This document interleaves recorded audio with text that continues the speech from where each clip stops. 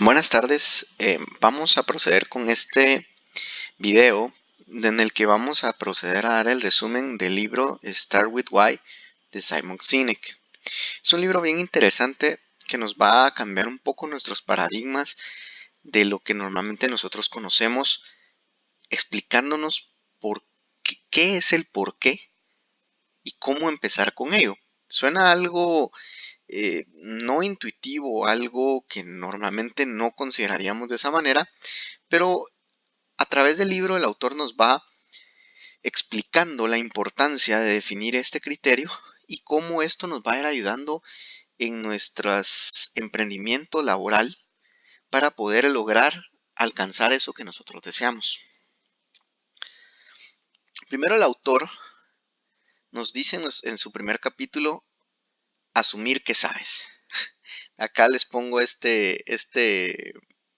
caricatura para ejemplificar eso, donde le dice tú asumiste, sabes lo que pasa cuando asumes. No, asimismo tú estás confiado y seguro de que lo sé. O sea, los dos asumen. ¿Cuál es el problema de asumir? El problema cuando asumimos es que estamos tomando una decisión, un criterio, una idea basado en cosas difusas o no concretas. Es decir, teniendo solo una parte del rompecabezas, nosotros asumimos las demás partes, lo cual nos da un criterio no real o nos puede llevar a cometer errores. Más adelante en el libro veremos también qué es lo que pasa en este punto de la toma de decisiones y nos explica más a detalle qué es lo que sucede en nuestro cerebro de por qué este tipo de situaciones se dan. En el autor nos presenta una historia muy interesante. Nos plantea la historia de lo que pasó cuando él visitó una fábrica de manufactura de vehículos en Japón y la comparaba con una manufactura en Estados Unidos, donde cada pieza en una manufactura estadounidense se iba ajustando conforme cada vehículo se iba cambiando. No obstante, los japoneses eran tan eficientes que ellos podían diseñar las cuestiones por separado y estaban seguros que todo iba a casar, porque ellos habían planificado detalladamente lo que ellos querían. Por eso el autor acá nos dice, si ellos no obtienen el resultado deseado, ellos sabían que fue una decisión que hicieron en el principio del proceso. Es decir, la etapa de planificación es muy importante. Luego el autor nos viene y nos plantea una pregunta: manipulación versus inspiración. Solo hay dos maneras de influenciar el comportamiento humano: lo puedes manipular o lo puedes inspirar. Por eso acá les pongo este cómic donde el niño le dice ya estoy cansado de dar excusas, por eso traigo un violinista y doy una excusa súper triste para que a ver si de esa manera puedo convencerla de que no hice la tarea. Acá lo que nos muestra es que la manipulación es algo que puede ser muy efectivo. No obstante, no es lo mismo que inspirar, y veremos por qué. Las técnicas de manipulación que generalmente las empresas utilizan para lograr que las personas compren sus productos van por precio, promociones, miedo, aspiraciones, presión de grupo o novedad, donde puede ser de que el producto que saque una empresa, su único valor para los clientes sea que es un producto barato. Pueden sacar promociones constantes de 2 por 1, como lo han oído de ciertas heladerías por ahí, por miedo, es decir, tratan de decirle o venderle a la gente de que la empresa produce productos seguros o que es la decisión segura que deben tomar. También nos dice de aspiraciones que queremos lograr hacer, por ejemplo, esos famosos discursos de adelgace en 2 semanas, porque se puede. Eso realmente es una manipulación. Presión de grupo, cuando aquellos anuncios que nos dicen 9 de cada 10 personas toman Coca-Cola o cuestiones así. Asimismo, la novedad, aquellas empresas que constantemente están sacando algo nuevo, no necesariamente mejor, y la gente por el que es la novedad, pues lo compra y lo adquiere, no necesariamente siendo un producto de mayor calidad. Por eso acá les pongo esta ilustración donde Dilbert trata de convencer a su project manager de que su idea es encontrar aquello que sus clientes necesitan y dárselo. Y él lo toma como subamos los precios, hagamos un monopolio, la gente necesita comprar nuestro producto, pero se dan cuenta que esta persona realmente no sabe qué es lo que quiere. Él lo único que desea es que la gente le compre, pero no sabe ni qué darles. Simplemente quiere obligarlos, o en este caso manipularlos, para que ellos compren. Eso es muy diferente a inspirar, lo cual vamos a ver más adelante. El autor luego nos plantea un paradigma bien interesante que es el foco esencial de su libro, lo que él le llama el círculo dorado. El círculo dorado es una serie de formas de pensar o perspectivas alternativas, que él lo dice, donde pone en el centro el por qué, luego en un círculo superior el cómo y luego el qué o el para qué. Es bien interesante esta forma de pensar porque él lo que dice es debemos de empezar de adentro hacia afuera, no de afuera hacia adentro. Y precisamente este principio es lo que diferencia a aquellos líderes o aquellas compañías que se han logrado destacar en su campo y han logrado no solo convencer a la gente, sino lograr o inspirar esa fidelidad. Lo que él decía en su capítulo de manipulación versus inspiración es que la manipulación es lo suficientemente buena para poder crear transacciones, es decir, motivar a que la gente compre, mas eso no necesariamente inspira la lealtad.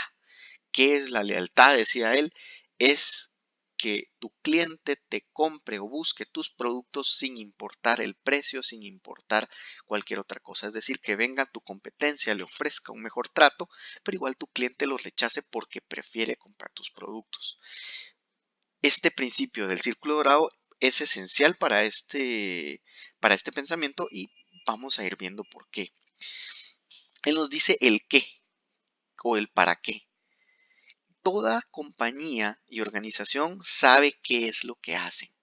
Es decir, Dell dice yo hago computadoras. Pops dice yo hago helados. Todas las empresas saben lo que hacen. No hay ninguna que no lo sepa. Y si no lo hay, pues es preocupante o probablemente esa empresa no tiene mucho futuro. ¿Cómo? Algunas compañías saben cómo es lo que ellos hacen. ¿Qué se refiere con esto? Parece un poco confuso, pero es decir, el autor lo que nos cuenta es, bueno, nosotros hacemos computadoras, pero y la gente no las compra, pero ¿cómo es que eso funciona? ¿Cómo es que ese proceso nosotros lo manejamos? ¿O qué es lo que nos diferencia de la competencia? Aquí es donde el autor nos dice, muchas empresas no tienen claro esto. Simplemente digo yo, bueno, hice computadoras, la gente me las compra y lo que dicen es porque mi producto es superior. ¿Superior en qué sentido? ¿O superior cómo? No lo tienen claro. Y es acá donde viene y ya nos introduce un poco más a detalle en el por qué. Muy pocas empresas y compañías, personas, tienen claro el porqué de lo que hacen. Y aquí nos da un principio bien importante. Hacer dinero es un resultado, no es un porqué. Porque es un propósito, una causa, una creencia. Es por qué tu compañía existe, es por qué te vas a la cama cada mañana, es por qué te importa. Es decir, el por qué es un propósito que nosotros debemos perseguir, que nos va a llevar y nos va a llevar adelante, nos va a sacar, es lo que nos da la razón de despertarnos cada mañana e ir y hacer lo que hacemos. Eso es la importancia del por qué. Por eso dice, vale la pena repetir que la gente, dice, este principio es bien interesante, no compran lo que haces, compran el por qué lo haces. Y acá vemos el logo de Apple que dice piensa diferente. Apple vende productos diferentes. Apple no vende solo tecnología, ellos venden una experiencia. ¿Por qué? Porque ellos quieren pensar diferente y eso los hace un diferenciador muy grande. Es decir, ellos no dicen, tengo una computadora muy bonita, la quieres comprar, ellos lo que te dicen es, te vendo una experiencia de usuario que te va a gustar. Nosotros innovamos para que tu experiencia de usuario sea lo más placentera posible. Obviamente esto es un poco más costoso, pero es tan efectivo que a la gente no le importa pagar un precio alto por obtenerlo. Es decir, esos clientes están comprando el por qué ellos lo hacen, no solo el producto que ellos hacen. Esto no es una opinión, dice, es biología. Acá el autor nos adentra un poco en la parte biológica y nos dice el cerebro, la corteza de enfrente del cerebro se divide en dos grandes eh, frentes. El lóbulo frontal, que es el encargado de todo el pensamiento lógico, articulación del lenguaje, y el sistema límbico. Es acá donde se producen las emociones. Es acá donde nosotros tenemos cuestiones un poco más de lo que le llaman el gut, o se traduciría como el presentimiento. Eso que nosotros muchas veces no podemos poner en palabras, pero decimos, esta decisión no se siente bien, no sé cómo expresarlo, pero no se siente bien.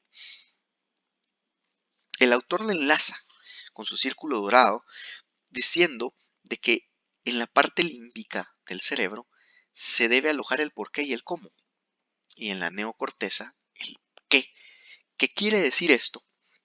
Que el por qué y el cómo deben ser más inspirados por lo que yo deseo, por mi gut, no tanto por mi raciocinio, y el qué sí debe ir más apegado a un razonamiento más profundo. Es bien interesante eso porque él nos da el ejemplo y nos dice, suponga cuando usted está enamorado de alguien, muy difícil explicar por qué estoy enamorado de esa persona. Simplemente decimos, es que es una persona alegre, es una persona divertida. Personas alegres, divertidas, hay muchas. Pero ¿por qué esa persona en particular? Es porque lo sientes. No sabes explicarlo, no lo puedes poner en palabras, pero lo sientes. Esa decisión se toma en tu sector límbico y no es una decisión tan científica como es la neocorteza. Por eso muchas veces, y aquí viene la explicación donde el autor nos dice, las decisiones deben darse a este nivel, a nivel límbico, porque es un nivel rápido, es donde tomamos decisiones rápidas. Las decisiones que hacemos a la neocorteza son decisiones cuidadosas, más pensadas, quiere decir que necesitamos más tiempo para razonarlas. Es por eso que si nosotros logramos convencer a las personas que compren nuestro porqué, la decisión va a ser más rápida. Ellos se van a decidir por nosotros de una manera ágil, no la van a pensar tanto.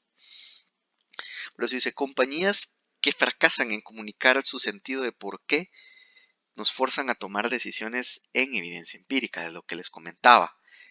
No estoy seguro que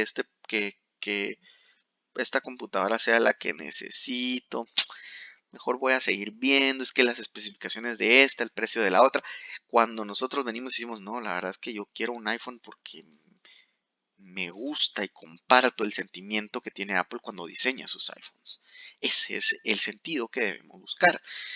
Esto hace que las decisiones sean más eficientes. Es decir, yo estoy decidido que quiero un iPhone, yo ya no voy a ir y ponerme a ver el Huawei o ponerme a ver el nuevo Samsung. Simplemente voy a ir y voy a buscar el nuevo iPhone y lo voy a comprar. Es una decisión más rápida, no necesito pensarla tanto, simplemente ya me hice a la idea. Bajo estas condiciones, las estrategias de manipulación funcionan. Es decir, cuando nosotros no somos capaces de convencer a la gente de nuestro porqué, manipularlas es lo único que nos queda para lograr que ellos se interesen por eso. Es por eso, nos vuelve a decir que la gente no compra el qué, compra el por qué lo haces. Luego nos entra otro tema que dice claridad, disciplina y consistencia. La clave es debemos de tener claridad en nuestro por qué, disciplina en el cómo y consistencia en el qué, en ese orden. Claridad en el por qué es que tener claro el objetivo que yo quiero lograr. Ese objetivo debe trascender, no solo ser hacer dinero. La disciplina para pensar los pasos o el plan de acción que debo seguir para tenerlo. Y finalmente, el qué voy a hacer. Es decir, yo quiero tener bienestar, tener una buena calidad de vida. Eso es el por qué. Yo quiero vivir mejor. El cómo es yo quiero, para esto necesito empezar a comer bien, a hacer ejercicio, a tener una vida mejor. Disciplina. Esto lo logro con disciplina. Y finalmente consistencia, es decir, la disciplina debe durar más de un mes, más de 2 meses. Debo ser consistente en mis comidas, consistente en mis rutinas de ejercicios para que eso trascienda y se vuelva un hábito que al final me genere bienestar. No simplemente decir yo quiero estar delgado. No, acá mi propósito va más allá. Yo quiero ser sano, tener salud. En ese orden específico. Por eso dice, nos vuelvo a repetir, manipulación e inspiración son similares pero no son iguales. Manipulación es lo que él nos decía, miedo, presión de grupo. Inspiración es venir y decirte, yo quiero ser saludable, busco ser saludable y tú deberías buscarlo también. Son parecidos pero no es lo mismo. Yo le vendo a esta persona, el ser sano es un estilo de vida que deberías buscar. Lo inspiro a que él comparta ese porqué. Dice, el objetivo de un negocio debe ser no solo hacer negocios con una persona, debe ser enfocarse en las personas que creen lo que nosotros creemos. Cuando somos selectivos en con quienes hacemos negocios, deberíamos de hacer solo negocios con aquellos que compartan nuestros ideales, nuestro porqué. Y es aquí, importante, donde la confianza empieza a emerger.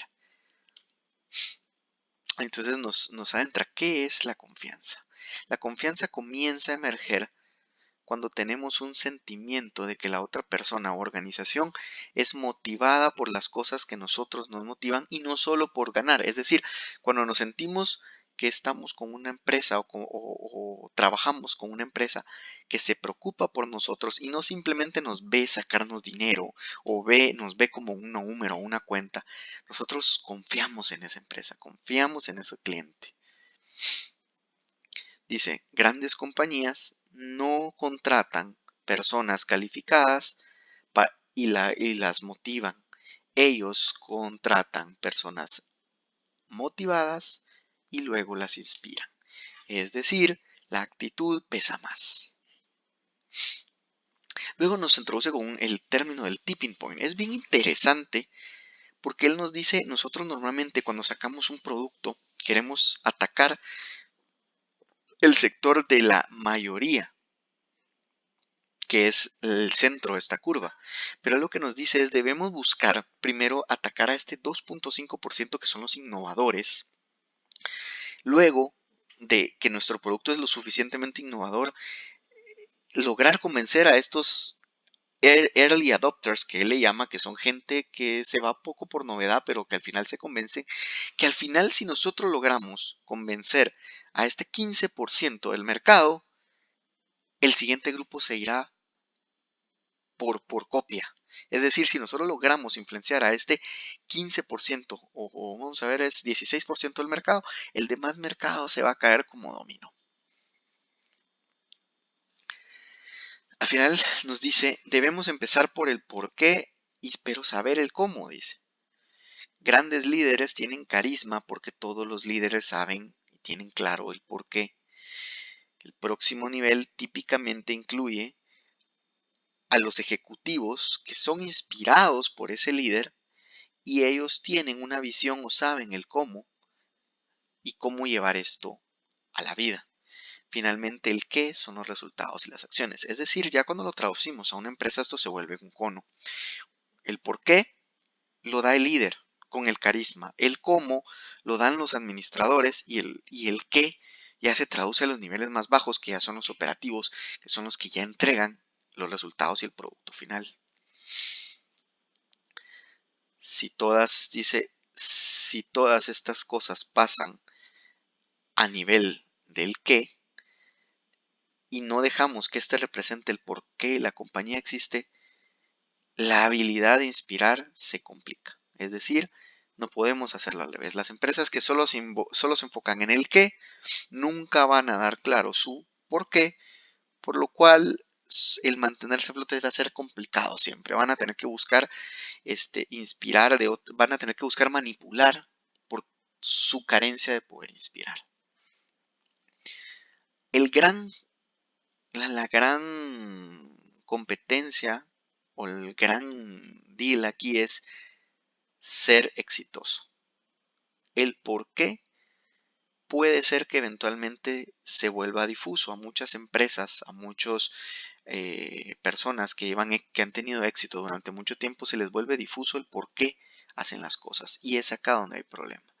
La idea o el reto es ser exitoso y el por qué te va a dar ese éxito, pero el problema es cuando pierdes esa visión de cuál es tu por qué o se hace una división, es decir, lo que yo hago o lo que estoy haciendo o cómo lo estoy haciendo se está empezando a desviar un poco de mi por qué, y eso va a producir que eventualmente caiga. ¿Por qué? Porque me estoy desviando de lo que yo quiero. Un ejemplo de esto es Apple.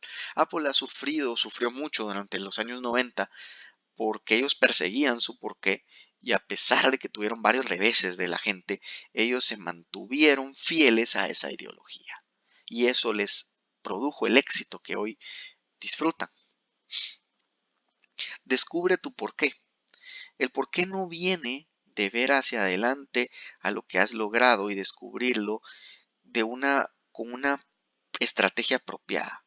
No nace de cualquier campaña o investigación de marketing, no viene de entrevistas con los clientes o los empleados, viene de buscar en la dirección opuesta de donde estás ahora.